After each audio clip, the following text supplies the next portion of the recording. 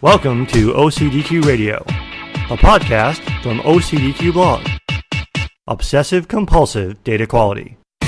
OCDQ Radio is a vendor-neutral podcast about data quality and its related disciplines, including data governance, master data management, and business intelligence.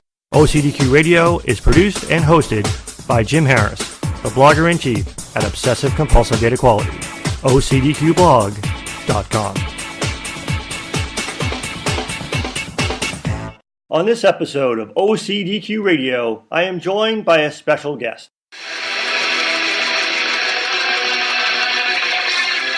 William McKnight is the president of McKnight Consulting Group. William is an internationally recognized authority in information management. His consulting work has included many of the Global 2000 and numerous mid-market companies. His teams have won several best practice competitions for their implementations, and many of his clients have gone public with their success stories. His strategies form the information management plan for leading companies in various industries.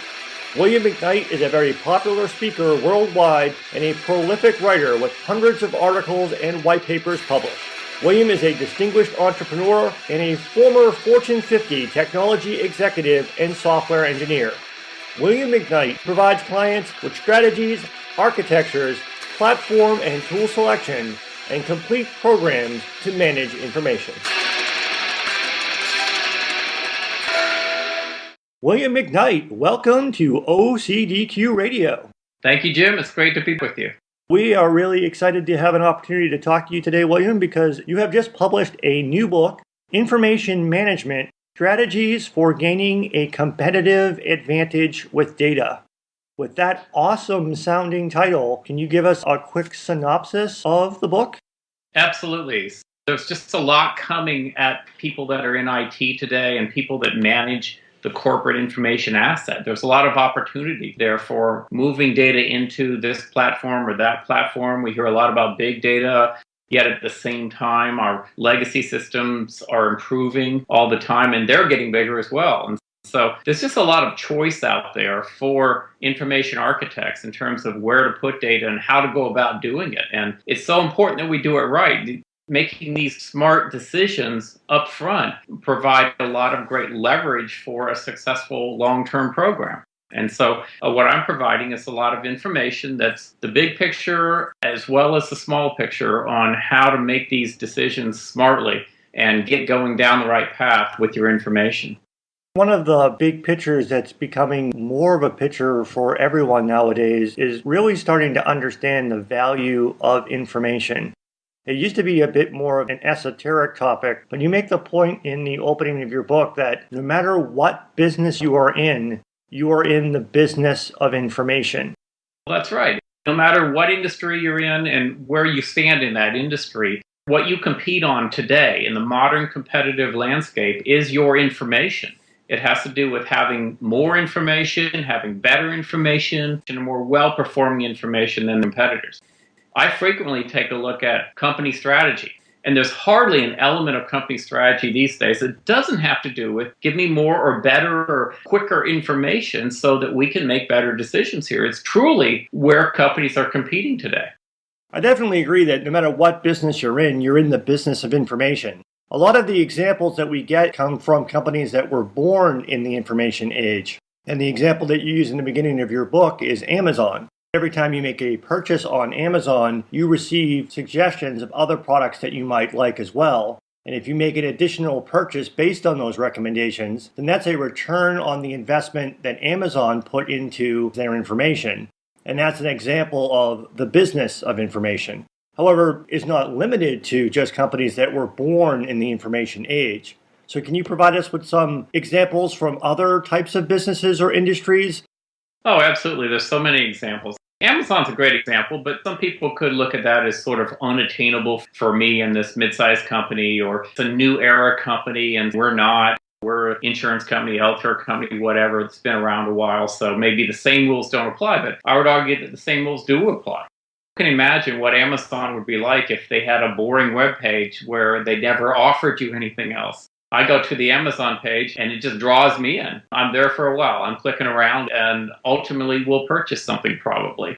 But the same idea holds true in so many other industries. If you think about telecommunications and the social network within the telecommunications, who calls who and who's connected to who and why, and the implications of that upon the customer's importance to the company.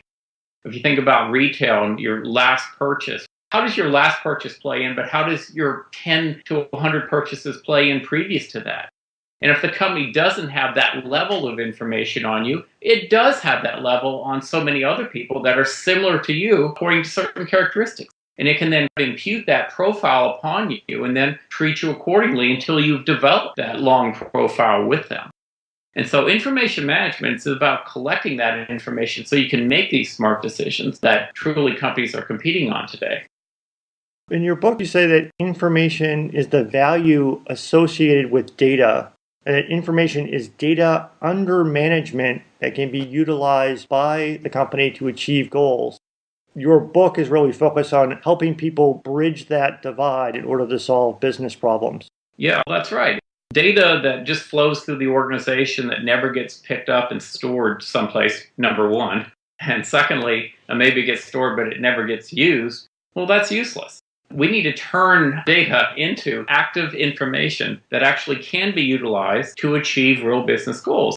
If we're driving our information towards something that's ultimately not interesting to the business and doesn't drive whatever the business goals might be, return on investment, for example, lower total cost of ownership, domination within a certain spectrum of business, etc.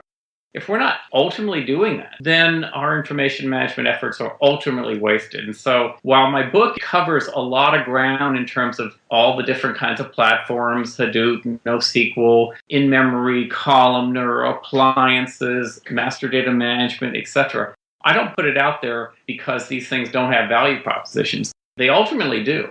And what I encourage companies to do, especially companies that are mid-sized and larger, they should be embracing a lot more probably than they are.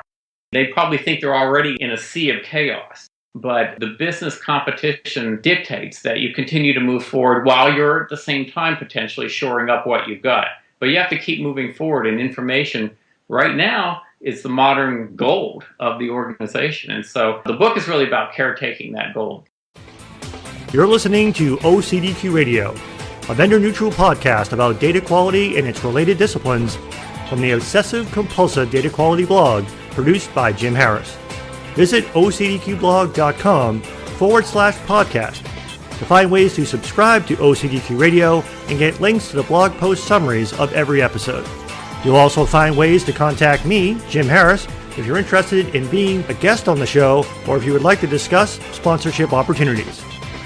So be sure to visit ocdqblog.com/podcast for more information about OCDQ Radio. And now, back to the show. On this episode of OCDQ Radio, we are talking with William McKnight, author of the new book, Information Management: Strategies for Gaining a Competitive Advantage with Data. William, just before the break, we were talking about a bridge between data and information that has to be architected so that we can journey across and achieve a particular business goal. And in the book, you emphasize that information management is nothing more than the continuous activity of architecture. That's right. At the end of the day, it's all about architecture. Architecture comes in various forms. You can have data integration architecture, you can have data architecture itself, there's program architecture, there's various organizational elements of architecture. But the mindset is architecture. The mindset is I'm trying to take care of this, not for just this tactical moment in life, but I'm trying to put a stick in the ground and say, hey, I'm doing something that is actually going to be lasting. And that's what architecture should be about. It's about lasting results. And so you want to build that bridge that you talked about with architecture. You don't want to have what I've heard called the accidental architecture that just sort of happens. It's all bottoms up. Nobody's ever attending to anything from the top end and looking at the bigger picture of things within an organization. I want my readers to be the ones that actually take that step and look sometimes at least at the bigger picture of the organization and what's going on.